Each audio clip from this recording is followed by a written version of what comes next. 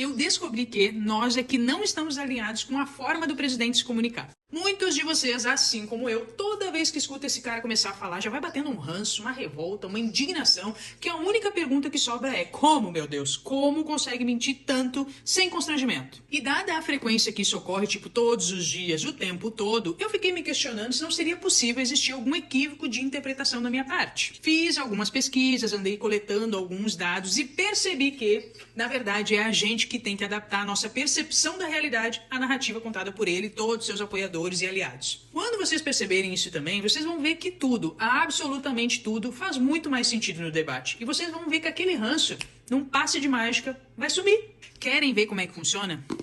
Eu trouxe alguns exemplos. Antes mesmo de começarmos a governar, tivemos que buscar os recursos para cobrir o rombo bilionário deixado pelo governo anterior. Sou obrigada a concordar. Afinal de contas, depois de 8 anos no vermelho, o governo anterior deixou um superávit de 54 bilhões de reais. Imagina o desafio que é iniciar um mandato tendo que buscar recursos para cobrir o rombo que é um superávit. O salário mínimo voltou a ter aumento acima da inflação. Outra coisa muito boa pra gente falar, porque depois da prometida valorização, finalmente saiu um aumento digno do salário mínimo e o brasileiro pôde contar com R$18 a mais do seu salário. Porra! Aprovamos a igualdade salarial entre mulheres e homens. Essa conquista é inédita, tanto que a lei da igualdade salarial ela já existe desde 1943. Reforçamos o SUS.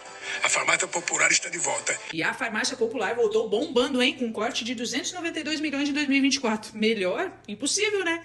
Ampliamos os recursos para as universidades. O que é inegável, convenhamos, né? Exemplo disso é a Universidade Federal da Bahia, que teve um corte de 13 milhões no orçamento. Esses recursos foram tão bem aceitos pelas universidades que várias delas pelo país entraram em greve como forma de agradecimento.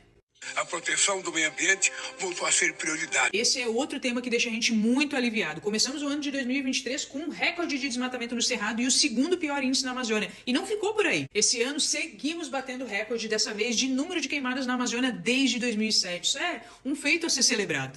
Resgatamos as políticas de proteção dos direitos das mulheres, do povo negro, dos indígenas, das pessoas com deficiência e LGBTQIA+.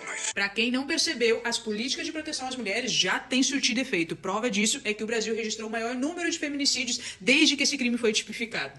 Os negros também têm tido um olhar muito atento desse governo. O resultado é que em 2023 nós tivemos um aumento de 127% nos casos de racismo. Finalmente um governo atento a isso. E os Yanomamis também receberam a visita do presidente no início do mandato, que declarou estado de emergência para o cuidado dos Yanomamis, e o resultado desse compromisso é que depois de um ano subiu o número de mortes dos indígenas. Não tem como negar que esse governo entrega o que promete. E a comunidade LGBT não ficaria de fora das pautas prioritárias do governo, e a gente pode ver que em 2023 tivemos um aumento de 42% dos assassinatos de LGBTs. Eu não me lembro de ter visto um governo com tanta eficiência, tanta preocupação e tanto amor por sua população.